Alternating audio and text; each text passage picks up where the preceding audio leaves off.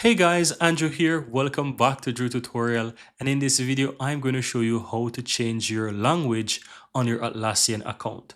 Now, it's clear right here that my account is currently in English, but in order to change this into another language, you want to go to your account settings. You can find the account settings right at the front here under your apps, or you can simply click your profile on the upper right hand side, then click on your account settings.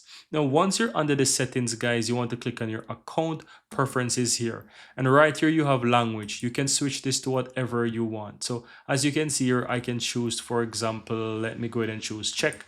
And as example, and as you can see, immediately once I change that, it now is in Czech. Now, if I go back home to, for example, here and I do a refresh, you can see that everything is now in a different language. It's in Czech, right? So that's how you go ahead and change the language here. Now, I'm going to simply go back and put mine back into English, but you get the idea. That's it. You just need to select the language once you're under the account preferences, and it will quickly save, do a refresh, and that's it. It's already done. And that's all there is to it, guys. Very easy and very simple.